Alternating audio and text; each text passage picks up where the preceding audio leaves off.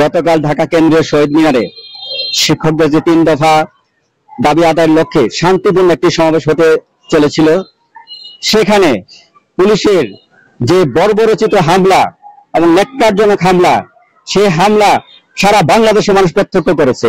সারা বাংলাদেশের সাধারণ শিক্ষক যারা আন্দোলনে আছে প্রত্যেকেই এই দৃশ্য নিচ্চকে দেখেছে।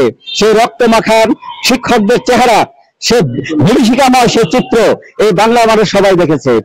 কাজে এই 5ই আগস্টের পরে অনেকেই আন্দোলন করেছে, কিন্তু একসঙ্গে এইরকম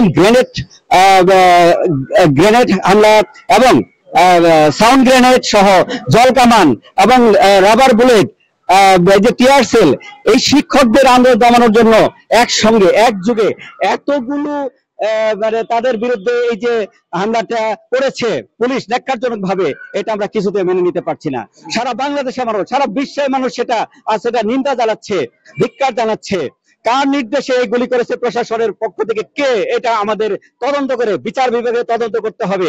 এবং আমরা এই ন্যাক্কারজনক এই হামলার তীব্র নিন্দা জানাই, এবং যারা প্রশাসনের ভিতর থেকে এই ধরনের এই হামলা চালিয়েছে আমরা তাদেরও বিচার বিভাগে তদন্ত জানাই এবং তাদের শাস্তি দাবি করছি।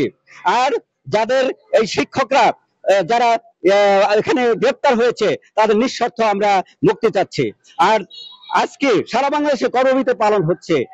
একজন শিক্ষক, তার হৃদয়টা নাড়া দিয়ে উঠেছে এই রক্তমাখা শিক্ষকদের এই চেহারা দেখে। আজকে আমরা কিছুতে ক্লাসে আমাদের মন বসাতে পারছি না। আমাদের কি করণীয়?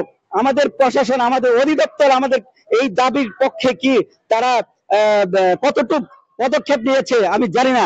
আমরা অবিলম্বে এই 3 দফার দাবি আদায়ের লক্ষ্যে আমরা অনড় আছি। আমাদের 3টি দফা হচ্ছে যে শিক্ষকদের 10ম গ্রেড বাস্তবায়ন এবং শতভাগ পদোন্নতি সহ এবং 10 এবং 16 বছরে যে আমাদের উচ্চতর গ্রেড প্রাপ্তির যে জটিলতা রয়েছে সেটা নিরসন করা, এই 3টি দফা।